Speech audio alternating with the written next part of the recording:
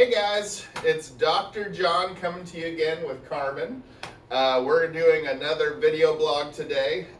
So we've been talking about ankle stability, foot mobility. And so I've had some people ask me like, what are good exercises for, hip, ankle, foot stability? Well, the one that I think you get the most bang for your buck is called the hip airplane. Now, a lot of people have never heard of that exercise, so what we're going to go through is kind of all the different versions of this exercise. So the full hip airplane is actually a pretty difficult exercise, so I usually start people off with kind of some simplified versions. So we're going to go through all of those with Carmen. So we are going to start with what we call the quadruped hip airplane. So for that one, what you're going to do, you're just going to go down on your hands and knees like you're getting ready to crawl. You're going to straighten one leg. So now this leg, the knee that's down, that's the one that's actually getting the exercise. So the whole point of this exercise is to be able to control the muscles of the hip as they control your pelvis, your knees, and your ankles. So this first version, we're going to always keep both hands down on the floor. And what she's going to do, she's going to rotate her pelvis or her left pocket up towards the ceiling. And then she's going to rotate it down towards the floor. So with this one, since the hands stay down, there's not a ton of movement, but we're going to just start to slowly build some control in those hip muscles. After you do that for a week or so and that's starting to feel pretty easy, then what we're going to do is we're going to move on to the next more difficult progression. So for this one, it's going to be the same setup. She's going to straighten that one leg, but this time as she rotates, she's going to actually take this hand off the ground.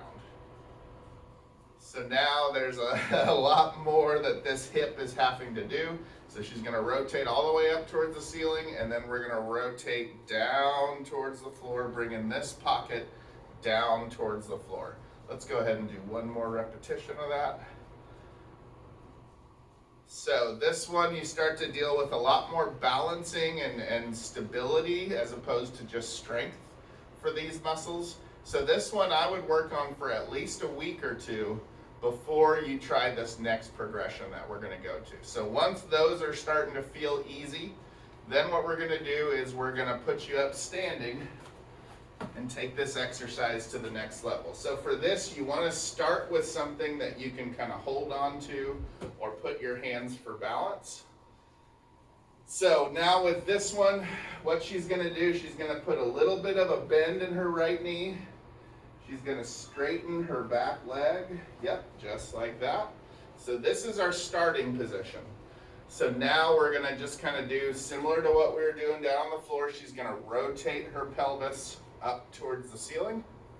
And then we're going to rotate down as far as you can go. And this is a big important part, is you want to really rotate that left pocket for her all the way down. So we're wanting to build control throughout the full range of hip rotation. Then she'll rotate back up. Good. So now to make this a little harder, she's going to take her left hand and put it on her pelvis. And then now we're going to do the same thing. She's going to rotate up and then slowly back down. So this one, kind of like I did with that second one where her arm came off the ground, this one's difficult. Besides strength gains here, we're going to be getting a lot of stabilization control building here. So we want to spend, a good week to 2 weeks just doing this before you try to progress to the next level. So now we're going to have Carmen demonstrate like what a full hip airplane is. So this one's very hard, so we might have some stutters in here, and that's fine. But Carmen, why don't we just show what a full hip airplane looks like?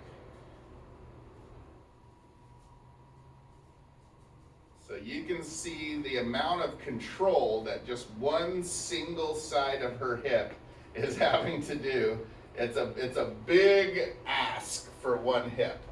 But you can see that if you have a hip that can fully control your entire body, through its full range of motion, you know that that hip is going to be really good at protecting your ankles and your knees. And that's why I say that this exercise is the best bang for your buck for hip, knee, ankle stability and strength. All right, guys, that's the end of my blog for this week. Tune in next week.